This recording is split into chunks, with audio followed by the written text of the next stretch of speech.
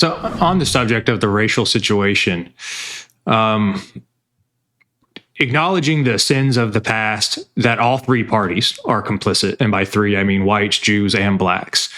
The Jews were as you said, the slave ship owners as well as the auctioneers. Like the auctions were literally closed on Jewish holidays, right? So it's not really contested history to say who were the facilitators of the slave trade, both the transporters and the actual merchants who were the middlemen.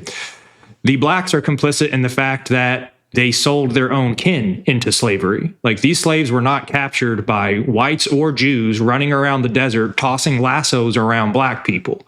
Their own brothers and sisters sold them into slavery. And then white people obviously purchased them at these auctions. And so, in my opinion, when this whole subject of reparations and who's to blame, who was really the least and most moral characters or actors in this debacle, this 400-year-long tragedy, that, in my opinion, really can't be solved in terms of peaceful cohabitation, largely due to the scars of history that simply don't go away. Practically speaking, whites are now finally gaining some consciousness to the fact that when their father was growing up 60 years ago, America was a 90% white country. Looking around now, we're currently 58% white. You see the same thing happening all over Europe. The trajectory with whites having a negative birth rate in the last 4 years alone, or under Biden's presidency, we let in 10 million non-white people. The future is grim for white people. And so they're trying to figure out how to humanely address the situation. You know, we kind of have to be desensitized to being called a racist if you even want to talk about it. You know, did you even notice that, let's just say you're only attracted to white people? That's kind of just natural human behavior, just like Malcolm X and Muhammad Ali said, yeah, I want a black wife because I want black kids. All right, that's how white people work too. That's how Asian people work too. That's how pretty much everybody works. And so when you really start talking about very pragmatic, simple, understandable situations like we would like to continue to have white families and white children, and preferably we feel most comfortable amongst people of our own kin, which means we like to live in white neighborhoods, send our kids to primarily white schools. And if you see America as a extension of the European people, which it was for the first 350 years of its existence, it was 90% white. We believe that the people who built the country should inherit it into the ongoing future. And so how do we stand for these things in a rapidly deteriorating situation that is still morally aligned, that's obviously not intentionally misconstrued as hatred for non-whites, knowing how the Jews are stirring the pot of all of this, whispering in the ear, writing Martin Luther King Jr. speeches for him, all of this stuff that they are known to do, teaching critical race theory in all the Ivy League schools, implementing diversity, equity, and inclusion things in all of our corporate world. What are whites supposed to do? That's my question to Ken O'Keefe.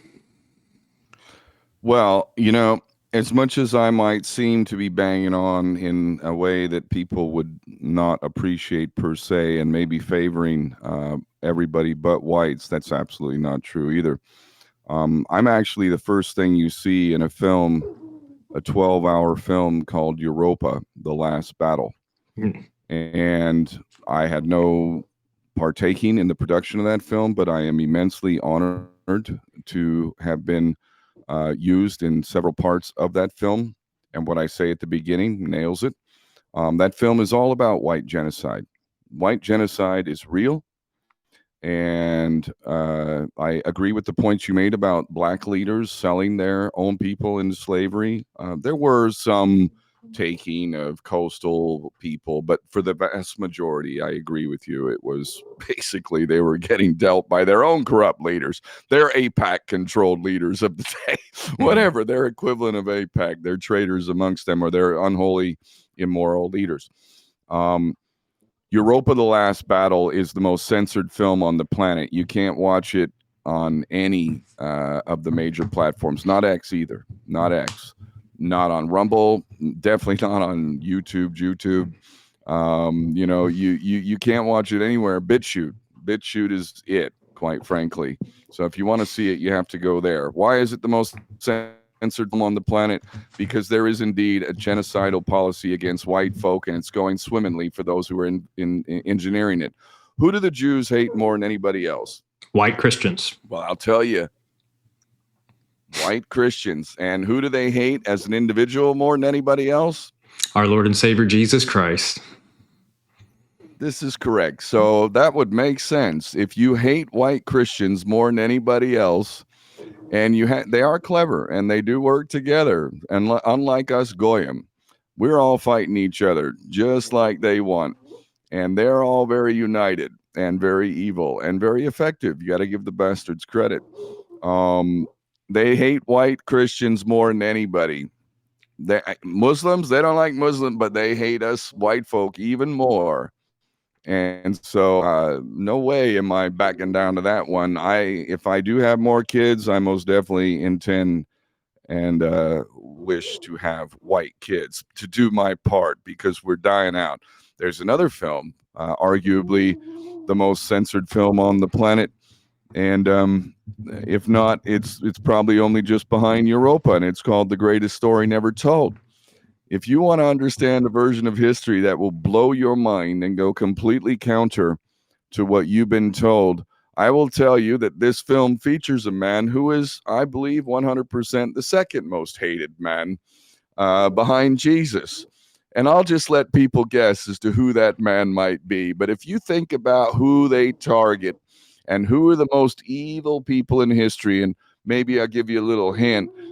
We, the good guys, we fought against this guy, and we allied with the Soviet Union to do it. So I'm sorry, the Soviet Union, the communism created by Jews, Lenin, murderer of tens of millions of Christians.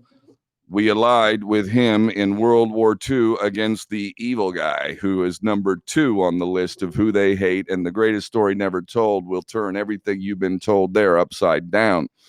Why? What was his crime? Well, his crime was similar to Jesus. In fact, I could compare Jesus to this man. He felt the same way about usury that Jesus did. Look at us Christians allowing the Federal Reserve to indebt us to the point of, I believe it's $38 trillion. Guess what, mate? That's unpayable. You'll never pay it back. It's not possible to pay it back. That's the whole point of usury. And any self-respecting Christian would understand that you are sinning badly, and you've let them take over your country. And the rabbis were celebrating back in 1913 when you were all at Christmas, which is silly in itself. It's a pagan date has nothing to do with Jesus's actual birthday. But nonetheless, all the Christians, the Santa Claus Christians, were having their Christmas off on the holidays, and the rabbis with the Federal Reserve Act. These things have all come to pass because of the enemy inside the gate, and every social ill you can name comes back to them. The solution, as I see it, number one, as I said, is understanding the truth. Had we understood the truth and acted on the truth, like you could look at Henry Ford. He wrote a series of pamphlets called The International Jew. You could listen to Charles Lindbergh, who also knew the truth about this. You could actually study history, not that fake stuff they teach you in school, which is really indoctrination. When you have the truth, you are now armed and dangerous, locked and loaded. But if you're dumb and easily manipulated and sinning all over the place without even recognizing it, usury and other such things, then you're weak and you're easily manipulated, and and this is America. So first off, the painful reality is admitting how stupid we've been and how pathetic we've been and how cucked we've been and how bad it is a reflection of all of that. We can point the blame at them all we want, but in truth, we outnumber them, and this little tiny 2% of the American population runs your entire nation, a Christian nation, no less. That is shameful, any way you cut it. The answer is to recognize this truth, and the solutions, I see many. One, I recommend that states seriously get into discussion about seceding from the Union. Is that federal money you're getting from Washington, D.C. really worth it? Are you happy for the feds to tell you subvert your state sovereignty and your constitution in Alabama or California or Idaho? Okay, mate, if you're happy with that, you carry on with Washington, D.C. dictating to you. Secede from the Union. You could also do what North Dakota has done, the only state in the union to do this. They've instituted, I forget when it was created, but it was decades ago. They have their own state bank. They have their own state bank, the only state in the union. Guess what? Their budget is balanced. Their wages are high. Their roads are not crumbling. Their infrastructure is taken care of. They are doing well, all because they have a bank. Literally, they have a bank. You need to abolish the Federal Reserve immediately. Immediately. And then, you know what you could do? You could say, you know what? You can take your $37.8 trillion and shove it where the sun don't shine. You're going to have to work out a deal with China because they bought a lot of those bonds. So now China does indeed own you through the buying of the bonds of your debt. And so you can't, sorry, you can hate on China all you want, but hey, man, they bought your nation. How much of a stake do you have in China? Zero. But they have a large stake in yours. So those little slant-eyed Chinese folk got you outsmarted. Kind of embarrassing, don't you think? You could actually abolish the Federal Reserve, and boy, oh boy, is that going to sort some problems out. You could recognize that Charlie Kirk, which we're going to get into, I know, are you kidding me? And the FBI, oh my God, who is Kash Patel? What an embarrassment. This is a big humiliation ritual. Mossad did that. And they're using this left-right paradigm to manipulate you into a civil war. Literally. But if you're all going to be stupid, then you're going to play right into it. And I see signs of that. I do. But I also see the pushback. And I pray for America that the pushback is what it needs to be.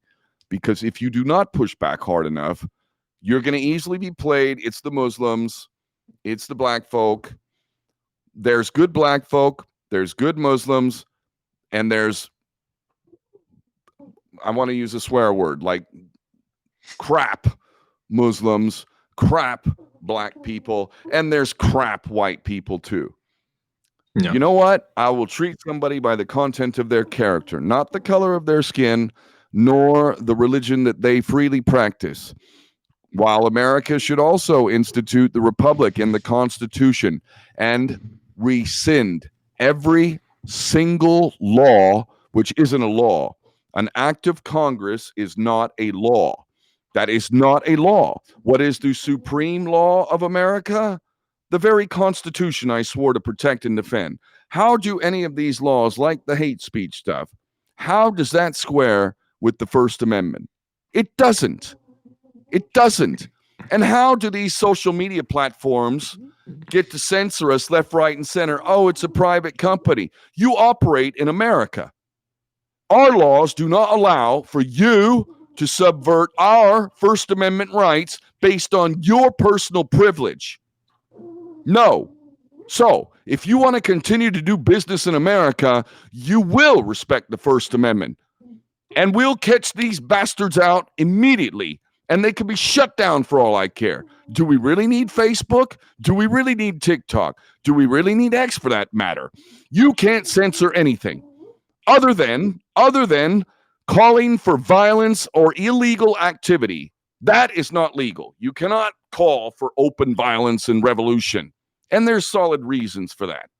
Yeah. But anything short of that, everything that I'm saying now, are you telling me the censors aren't? They're going to try and censor this. They're going to try.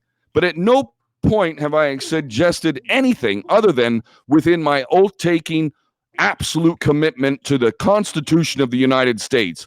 Any and all laws that have been created, which aren't laws, they're acts of Congress, such as those COVID mandates, threatening you with the loss of your job if you didn't wear that damn mask, threatening you with the loss of your job if you didn't take that death jab. How dare you? An American should have, and I was in America at that time, by the way. Ask me how many times I wore that diaper on my face. 0. And I flew internationally. The only man, literally, in the airport, on the plane, everywhere, no mask. In my dress blues, by the way. Nonetheless, my point is, if we submit to tyranny, we become party to it. And the reason why America has gone so far down is for all of these things. I thoroughly encourage people to reassess everything they have come to believe. I really encourage you to treat people by the content of their character. Stop putting all black people, all white people, all Muslims. I have a problem with homosexuality and whatnot, but even them, you keep that crap at home.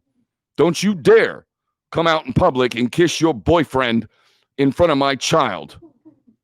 And you can take your parade and shove it in your, where you guys like to do it. No way are you having a parade in my community. Hell no.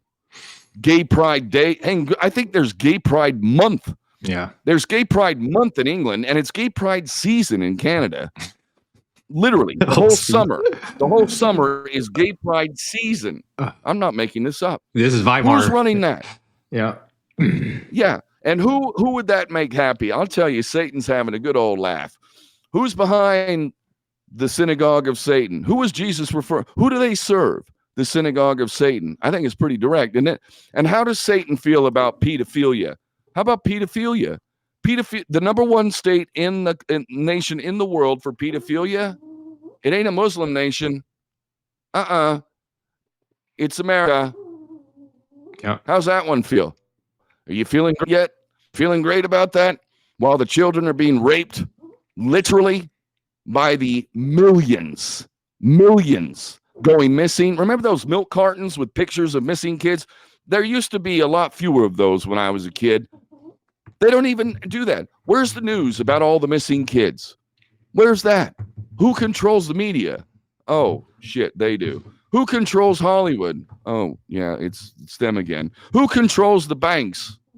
Oh, yeah, it's them again. Who controls your politicians? Oh, crap, it's them again. Who controls it all, damn it? 2%. 2%. Shameful. Disgusting. I would die before I would submit to that. But there are solutions. I did proffer some solutions here, but it's going to take men with balls to actually do it. So I don't know. Do men have balls in America? I hope so.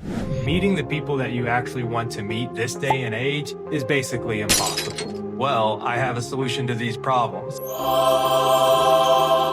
You're wearing your anti-Zog merchandise, that cutie from across the gym. She knows what the Zog is. She knows that Save Europa is code for white genocide.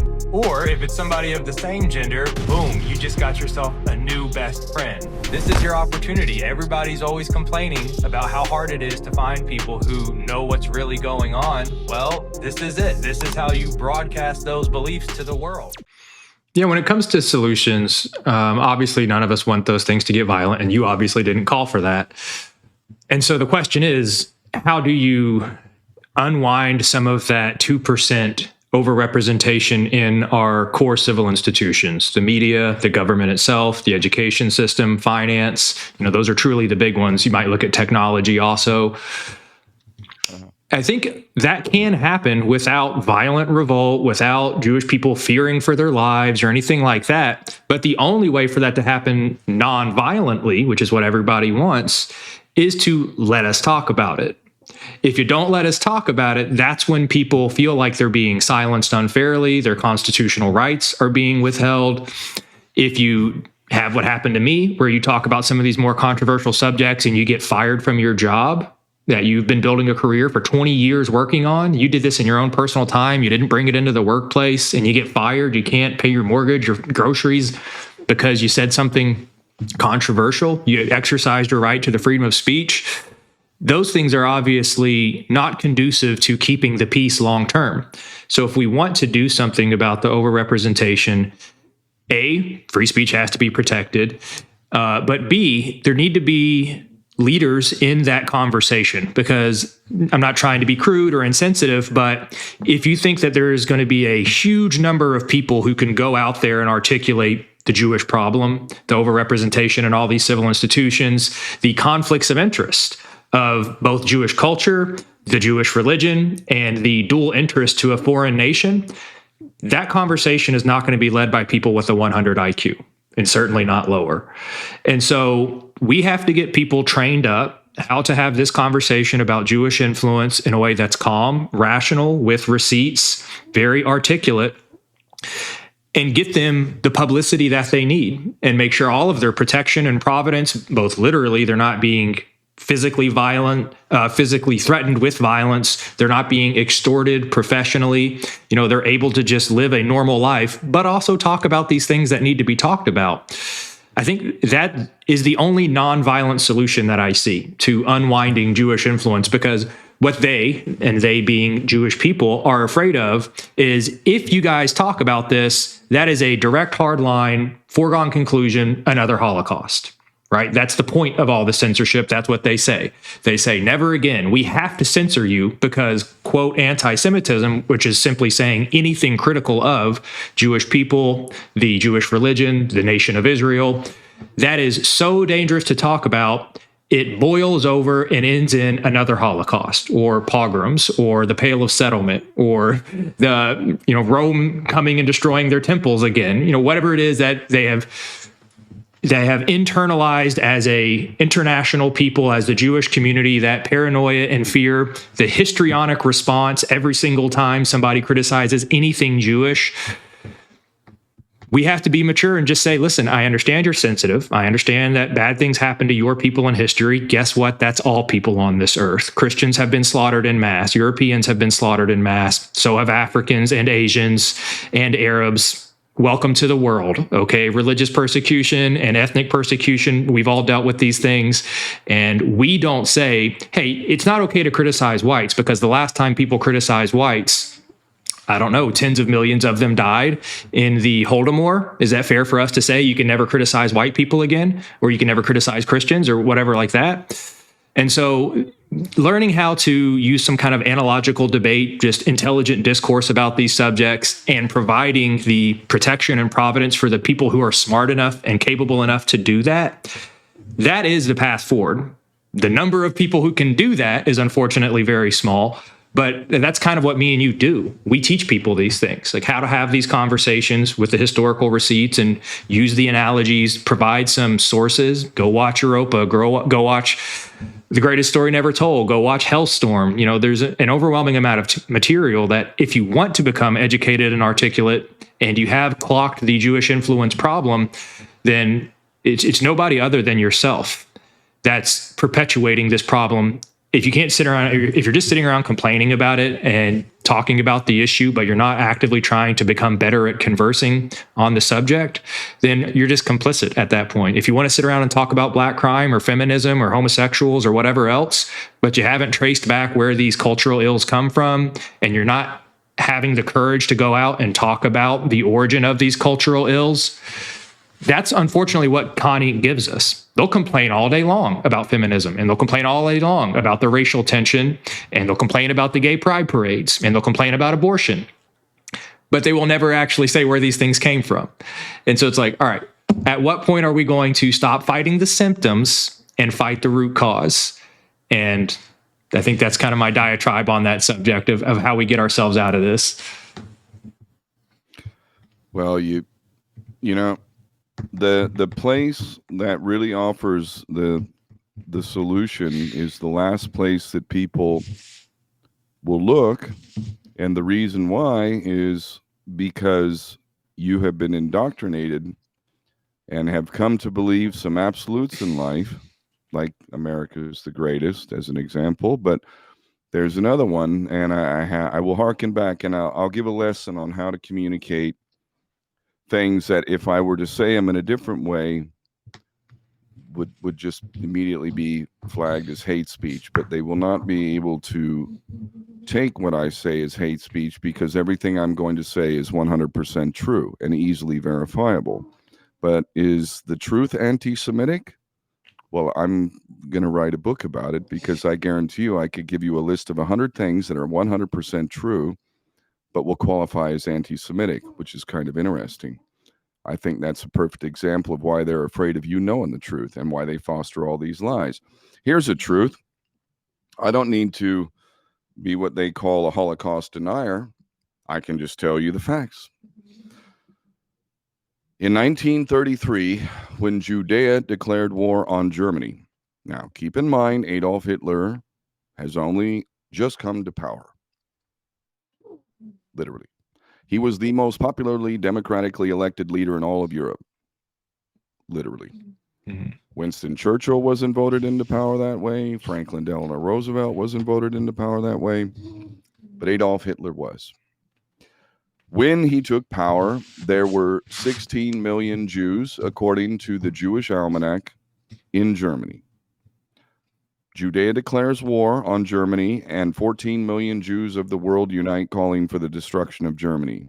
I have books, and you can easily verify. They were calling for the genocide of Germany, in no way different from what they have done with Palestine and my family in Gaza today. They're not only have they actively called for a genocide, they are carrying out a real-time genocide, and the American taxpayers funding it. But nonetheless, they did the same thing with Germany. 16 million Jews in 1933 when Adolf Hitler comes to power. If we go to 1946, the next time that the Jewish Almanac has the census reports on how many Jews there were, well, if there were 16 million Jews in Germany in 1933, then based on what we've been told, in 1936, there would have had to have been 10 million Jews, because I believe everybody knows that 6 million were killed in what is known as, and you said it more than once, a Holocaust. Okay. You know what's strange about that is if you look at the Jewish Almanac, it actually agrees with the best figures we have on the actual death count, which includes tens of millions of Christians. Tens of millions of Christians. There were 16 million Jews in 1946, according to the Jewish Almanac. So I'm sorry. I mean, I was never all that great at math, but if there were 16 million Jews in 1933 when Adolf Hitler came to power, and then there's 16 million Jews in 1946, a year after the Holocaust concluded, I'm not understanding this number we've been told over and over again. The real figures are that 271,000 of them died. Yeah, according to the Swedish or American Red Cross, I can't remember which one. The Red Cross, yes, the Red Cross, which has the best figures, the absolute best figures. Even Jewish historians will tell you this, by the way, because they tell more truth amongst themselves, and the Hebrew media in particular. That's why part of my sources for understanding and knowledge are people who can read, or they translate the Hebrew media, because they're actually very honest in English over there. The speeches that Netanyahu gives you in America, those are catering to dumbass Americans. It's just complete platitudes and a total insult. But back over there, I know Americans don't know this right now, but Netanyahu has literally just said, I mean, he's, look at Trump pulling the chair out for him in the White House and all this kind of stuff. It's pathetic, dude. Absolutely pathetic. Do you think Putin's doing that? Yeah, no. Putin's a real man, mate. He's a real man, dude. He ain't going to be sitting there bending over for Bibi at all. Anyway, the bottom line is that tens of millions of Christians died. I'll tell you another fact or two about this man they call Adolf. When he inherited this completely, totally bankrupt, starving, on the back of the Great Depression, 1929. Who instigated the Great Depression? Well, who controls the banks in Wall Street? I don't know. Is this debatable? I think we all know who runs the banks and who runs Wall Street. Okay. Goldman Sachs, let's just say Rothschilds and Co. All right. So they crash, they inflate the money supply in the 20s. That's why it was the roaring 20s, right? Everybody was high on the hog. Jobs were aplenty. And then, boom, they crashed it. Nowhere was hit harder than Germany, where they literally had millions of starving people in 1933. Unemployment was 6 million Germans unemployed. Highest unemployment in the world. Highest starving population in the world. They had 2 million homeless. All of their gold had been looted by the banksters. Pedophilia was off the charts. The first transgender operations were practiced in Frankfurt in Germany. So the first transvestite is from Germany. Yeah. Just when Adolf came to power.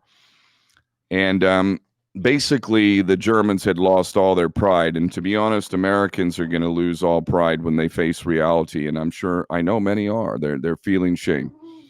They don't feel pride. They feel shame.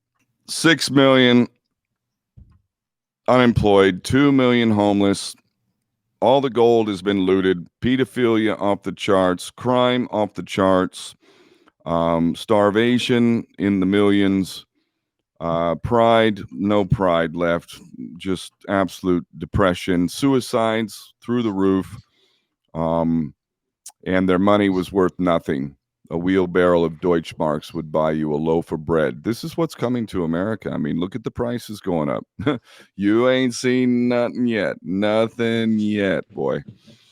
This is the state that Germany was in when Adolf came to power. Now, before I go just a bit further with this, perhaps if these things I'm saying are true, I mean, if Germany was able to be turned around under this leader, and he used certain policies, and that was those policies that were able to take Germany out of that situation with an open war with genocidal intent declared, maybe that might be worth American people understanding, possibly. Might be kind of useful, maybe. Maybe that might be why you heard that 6 million gas chamber stuff. Maybe that's why you won't face the idea that perhaps Patton was right when he said we fought the wrong enemy. Maybe. I don't know. But I could just be a crazy conspiracist, white supremacist. I don't know. Perhaps. So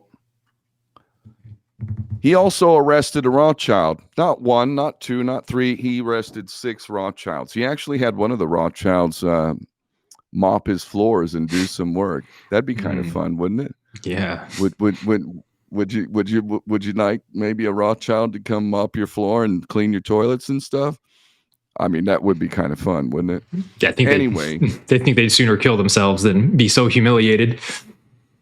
Well, they didn't have a choice in Germany. Yeah. Do you think that was their choice? That wasn't their choice. Anyway, he also outlawed usury. What? He outlawed what? Wait, who else hated usury? Oh, I know his name. What's his name again? Oh yeah, Jesus. Jesus, he hated that stuff. Oh yeah, guess what? Islam also hates that. But let's stick with Jesus because I know this is a Christian crowd here. That guy, Adolf Hitler, outlawed usury. How much is the debt for America due to usury and the Federal Reserve today? Was it 37, 38 trillion? Oh yeah, no, they got rid of all their national debt too. That was gone. He outlawed Freemasonry. What was that president? What was his name again? Oh yeah, John F. Kennedy. Remember that speech he gave about we are run by a small group of men and secret societies. The word secrecy is repugnant in an open society. Remember that great speech he gave? Oh yeah, he ended up dead kind of quick.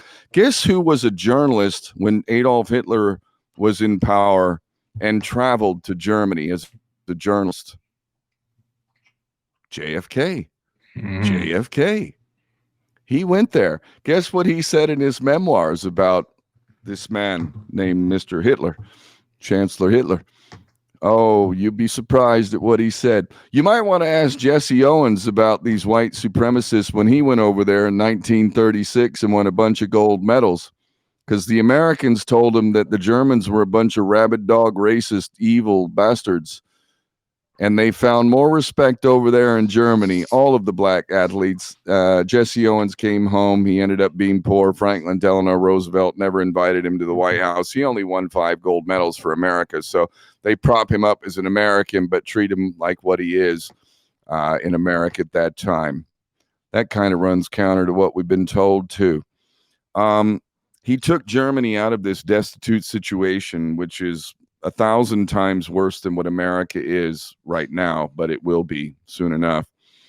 And he built that nation up to the point that he carried out certain policies of something known as National Socialism. Most people would know it as the Nazis. That, by the way, is a derogatory term used and created by a Jewish man, Kaufman. He wrote a book called Germany Must Perish. It also calls for the open genocide of the German Christian nation. These things might be relevant to the American people who reject Germany in favor of a Jewish fairy story. The few brave men who have actually tried to go out and do something about white genocide or talk about Jewish influence, the Zionist-occupied government, we all know that they get crucified, their careers get destroyed, and so we need to find ways to support each other. One of the ways that I have done that is by creating my Substack, where there are exclusive early access to documentaries, my weekly vlogs, there are ebooks there. There's even an opportunity to set up a one-on-one 30-minute Ask Me Anything if you'd like. All of the proceeds from my Substack, from my YouTube channel, from the merch gets reinvested in the platform. I use that to pay my employees. I use that to buy the equipment that I need, the cameras, the lights, the MacBook, all the books, all of the software, pay for marketing, everything else, but also it protects my literal life. So if you want to help out, please do head on to Substack, get yourself a subscription. Thank you. I appreciate it. America first and Christ is King.